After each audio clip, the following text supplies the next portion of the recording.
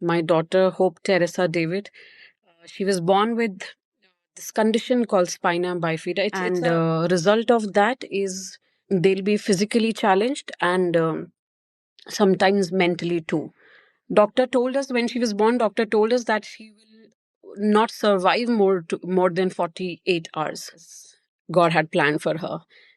She survived. She survived very bravely. So, do you And feel that you suffer from inclusion in schools and in public first thing, places? Do you people think will stare at you as if you are some different alien coming from some different planet. uh, and that stare, my child Hope has now she's so used to of this that stare that she gives it back. We now have been running pillar to post. We have changed cities. We've changed country once, and it is same everywhere. In fact, 70 to 80% of children with disability are not able to go to school because school is not at all there for you. Because he knew that we'll be the one who will be able to get through all this. So not losing the hope is the key. so? Do you think there's enough awareness about spina bifida? No. My answer would be clear no. There isn't.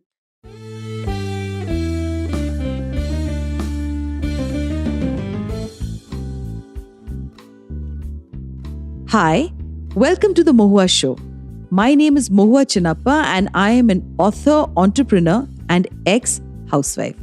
This podcast is about everything from business to technology to arts to lifestyle, but done and spoken ईमानदारी से. In today's episode, we have with us Shilpy David, a mother of a remarkable young girl named Hope Teresa David. Despite being born with spina bifida, has not let her condition define her. At the age of 13, she's already a beacon of strength and determination, facing life with courage and resilience. Welcome, Shilpy, in today's episode, and let's talk about Hope Teresa David. So, Shilpy, today will share with me a little bit about Spina Bifida, because a lot of my listeners may not know what exactly is Spina Bifida. So to start with, I'm a very, very proud mother. And my daughter, Hope Teresa David, she was born with this condition called Spina Bifida. It's a lengthy name, but I've cut it short to Spina Bifida. Otherwise, it is Spina Bifida myelomeniingocele with mild. So it's a long medical name. When the child is in the womb, is not their spinal cord is not developed, so they are basically born with neural tube defect. That's what we call it. And result of that is they'll be physically challenged and sometimes mentally too. In our case, when I was expecting her, uh, our doctors, so we belong to Dehradun, so our doctors back in Dehradun, they were unable to diagnose it. So in the fourth month of ultrasound, it is there in the picture, but the radiologist missed it and she did not write it in the summary. Hence, even the doctor, the gynecologist also missed it. So, but then it was a blessing in disguise for us. And in the eighth month, when it actually got diagnosed, then my doctors, gynecologist in Dehradun, three of them told us to terminate the pregnancy. That time, as a young couple, we had no idea what termination of pregnancy means, and we kept going with what doctors kept telling us. So, doctor told us at the eighth month that we'll induce artificial labor and we'll let the baby come out, and then we'll see how to go about it. Even the doctors didn't know that what they were doing. I now, when I have little bit of knowledge, what I understand is that even doctors were not following the protocols. So at the eighth month, you don't induce labor pain. You don't let the baby come out at the eighth month. But then, like I said, it was a blessing in disguise for us. Hope was born when she was when I was just 8 months. Not I had just started my 8th month, so she came out when I was 8 months pregnant, and doctor told us when she was born. Doctor told us that she will not survive more than 48 hours. So we came back home with that thought that we'll soon be losing her. But that is not what God had planned for her. She survived very bravely, and here she is now, 13 years old. She's the reason for our life. She's who we are living for. So we made all those doctors realize that their diagnosis was wrong. Their whatever they told us was wrong. And yeah, so that's how is a birth story. And that's why, because the doctors told us that she will not survive, so in Christianity, when the person is born and before the person dies, you have to baptize the person. Next day morning, she was born 27th January in the evening. Next day morning, our parish priest, father, we had to call father because that was the day when we were supposed to take her home. So she was in the incubator, and we called the father from the church to baptize her because we had no idea if she'll be able to survive, even when we were reaching home.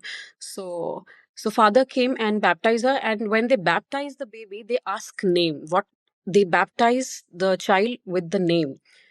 And of course, we were making list of names and everything, but that everything was so sudden that we had no idea what name we are supposed to give her. And then my husband, he came down running in the room, and he's like, "What name? What name?" And I was like, "Just say Hope," because we had nothing but just hope that she will get through all this. So that's her. That's how her name is, Hope. So this is a birth story. So, Shilpi, it's fantastic. I can hear so much of resilience actually in your voice and between the two of you as a couple, because it definitely is not easy. Nobody prepares us as to how to deal with, any sort of a challenge when it comes to children, because, if you've not dealt with it, it gets very difficult. Did it affect your relationship with your husband? Uh, I'm among those very few lucky ones who got the support of the husband like a rock. He's there with us. He Sometimes I will fail, but he will be there standing. Sometimes he will there supporting him. So we both work as a team. There is nothing that we don't talk about, or we have something to hide from. I mean, it's a rock solid relationship. Though he doesn't stay with us most of the time of the year. He's a sailor. Even now he's sailing.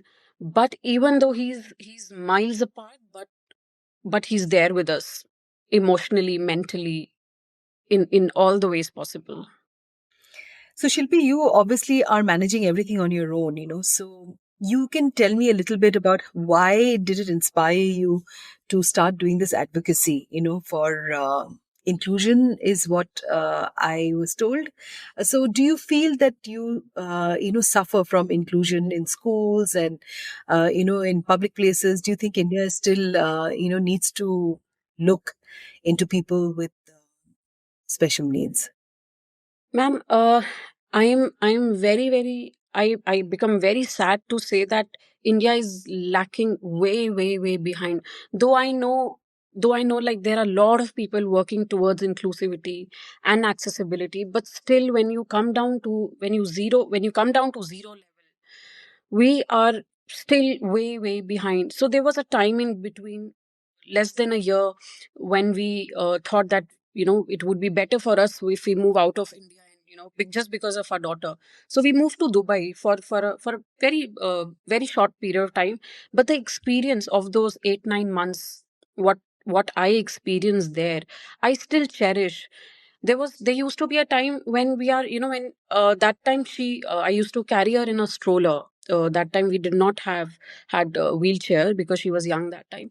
Even if people outside India, and I'm talking about Indians in India, they become some amazing human being when they are out of India. So even, when I was trying to get on the bus, everybody would come down and help me. I'm in the metro, the whole, this dabba of that metro will give me place to sit, just because I was traveling alone with the baby. But in India, so first, when we talk about in general in public, first thing people will stare at you as if, you're some different alien coming from some different planet. uh, and that stare, my child Hope has, now she's so used to of this, that stare, that she gives it back now, which that has happened only because, we've told her not to feel bad. Of course, when this all started, when she started realizing that people are staring, she of course was feeling sad and bad about it, and she used to cry. She used to, of course, start crying. But then after giving a lot of counseling sessions, now she's become so strong that she starts staring back at those eyes. And now I have to control her. Don't do that. But I'm sure everybody is not that confident. And especially if you're a disabled person, you are so conscious of your body, you're so self-conscious that you will probably at one point of time you will stop moving out of the house. That is the, that will be the end of it. People, and I personally know people who have stopped, who do not go out, especially I'm talking about young adults. I personally know them, they don't go out. And there are many reasons for that. First, accessibility. We are still very, very, very far away from accessibility. Then of course, the kind of treatment you are given, there is nobody willing to help. People are not courteous enough, which is what we have been experiencing from such a long time. Not at all courteous enough. I so whenever, we are going out, even for holidays, when we have wheelchair, we see that there is a queue and you're trying to get in the queue. People will make sure they will put you at the first place. They have been feeded like that. And it is the right of a person with disability to be there at the first place in the queue. Here, even after telling people we are on a wheelchair, let us go first. Places like airports, banks. But I don't think so. People are sensitive enough to understand that what it takes for a disabled person to start from the house only, to get out of the house and to reach the final destination, how much it takes for a disabled person to reach there. And then after reaching there and then standing in the queue will just break you down. Then my very important, why I'm here today is about school, talking about inclusivity in school. So school is the first place for a child where they learn, where they get education. But unfortunately, ma'am, it is so bad. It's been now almost 9 years that we have been running pillar to post. We have changed cities. We've changed country once, and it is same everywhere. I will not say that it is easier outside India. It's same outside also. In Dubai, when we went, so for us, whenever we change city or country, our first concern is school. So once we are done with the decision of school, then only we'll see where we live, because we have to be very close to the school. So we'll always rent an apartment very close to the school. So in Dubai, ma'am, you won't believe, we went to 25 schools. Out of 24 schools denied admission on the basis of accessibility. And that 25th school was the school who said, okay, come. If that school would have also told us that they would reject the admission on the basis of accessibility, we would have returned back to India within 15 days. That point of time. But we got the admission in the last school, and we carried on. And then after living there for some time, it wasn't working out, school and medical and everything, so we had to return. So what I'm telling is that it's not just in India that what we face, it is same everywhere. So here in India, it is so frustrating, and it is so bad, and the result of which half, more than, in fact, 70%, 70 to 80% of children with disability are not able to go to school, because school is not at all there for you.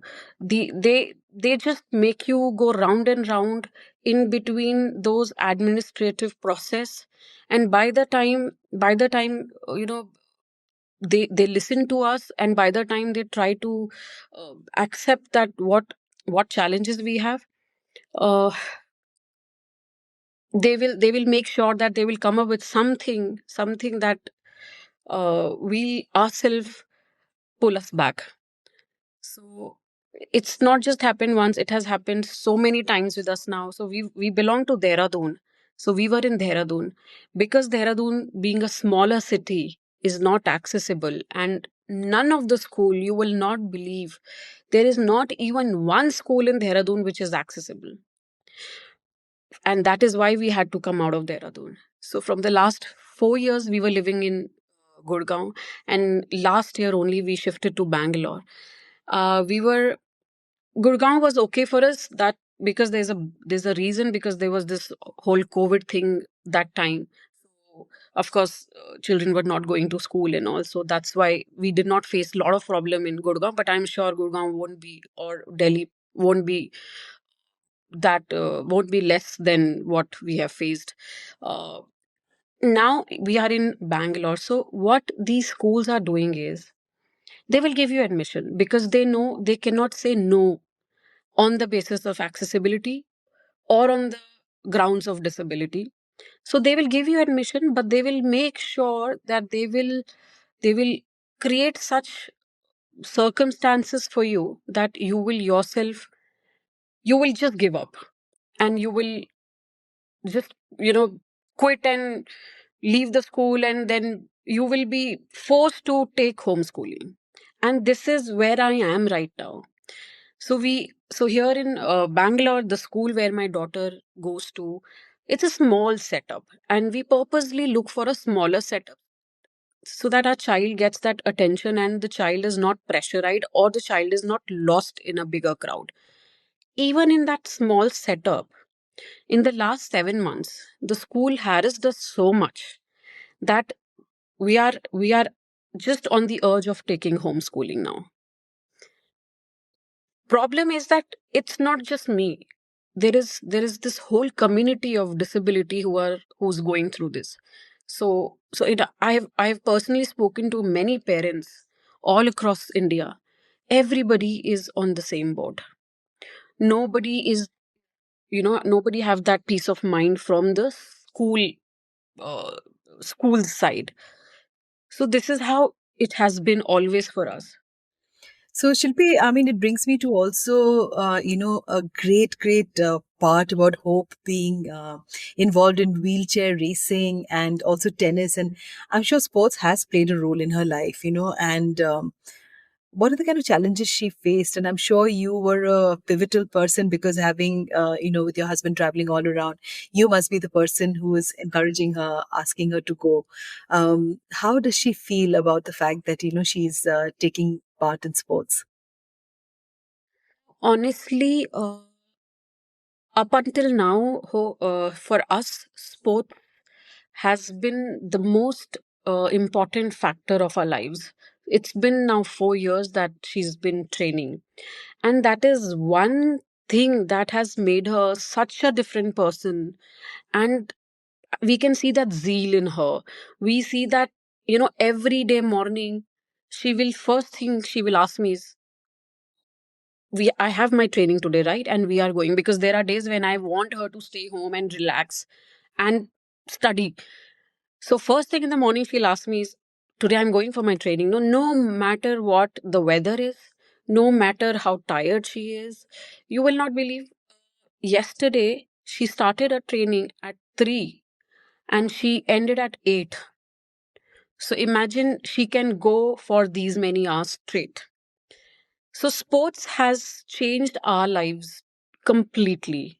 Sport was the only thing which actually made us shift to Bangalore, because we were in Gurgaon, so everything was fine, but the training, we thought that we are lacking with the training.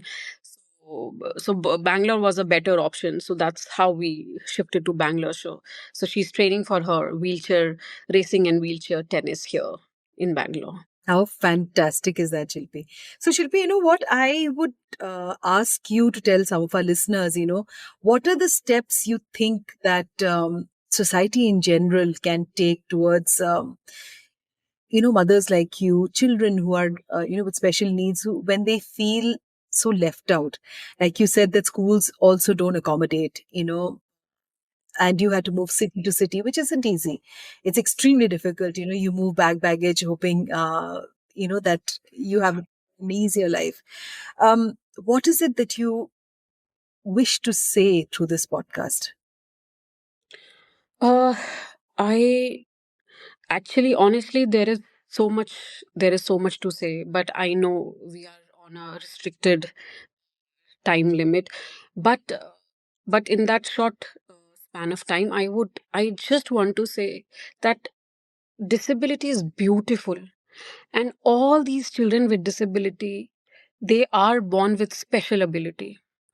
It is it is very beautiful. Look, you see, it's dis and ability. If you just remove this dis, it's ability.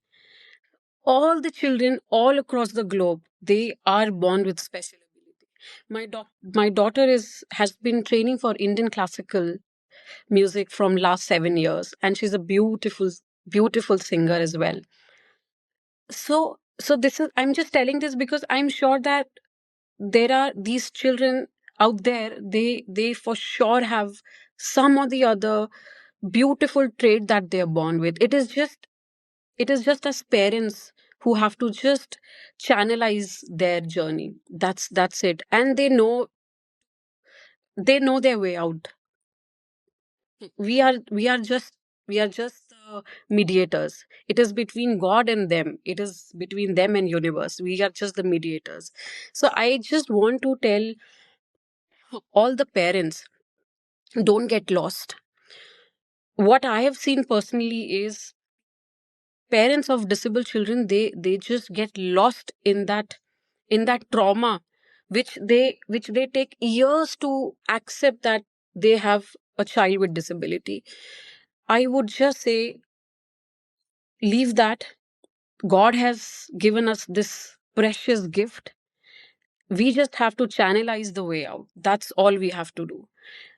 So I want my fellow mothers to not lose hope. We are those special mothers who've been chosen by God.